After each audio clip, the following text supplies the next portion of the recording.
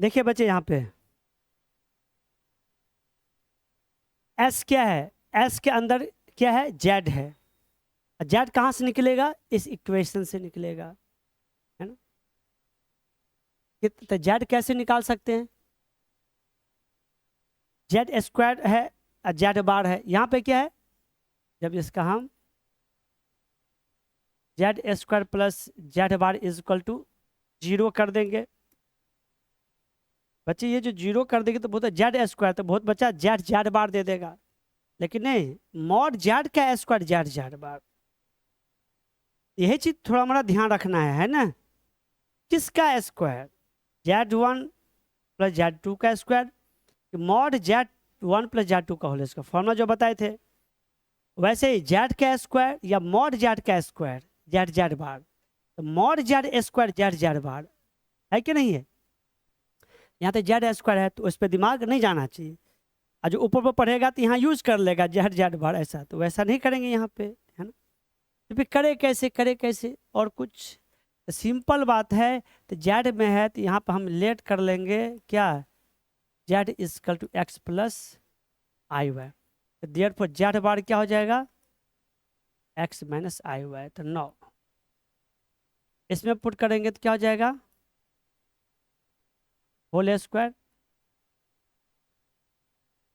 0, A square B square तो minus ये plus 2xy I plus X minus यहाँ पे X square plus X minus Y square plus 2xy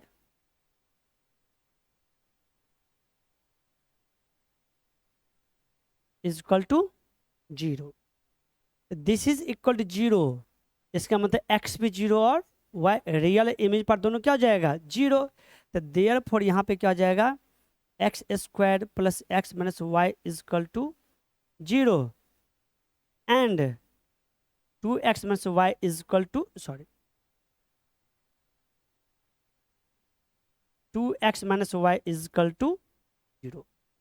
बात है समझ में, ये होगा या नहीं होगा, हो गया, समझ में आया।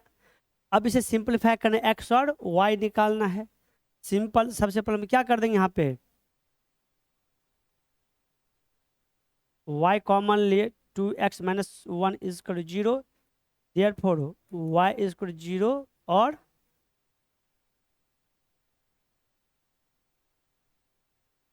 ये तो दो वैल्यू आया, और की बात चल रहा है।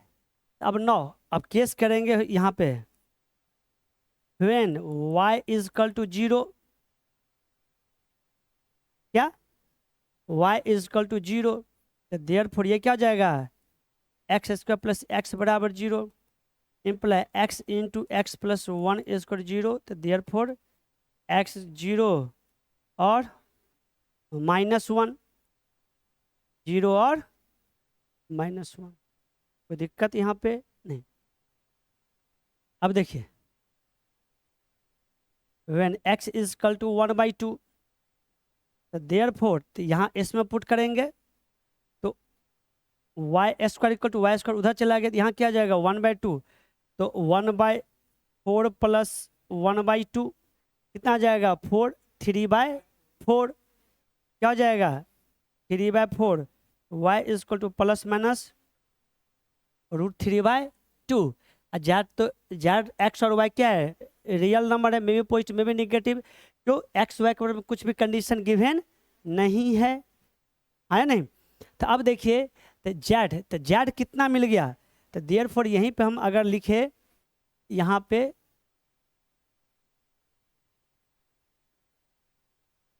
थोड़ा सा ऊपर करके,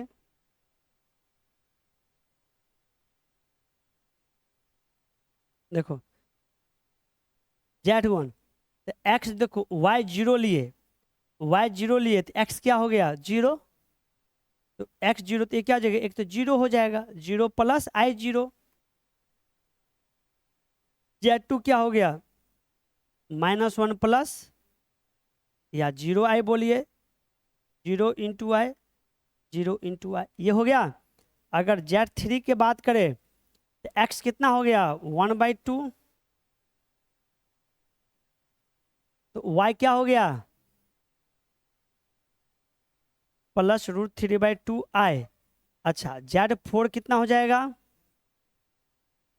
1/2 -2i।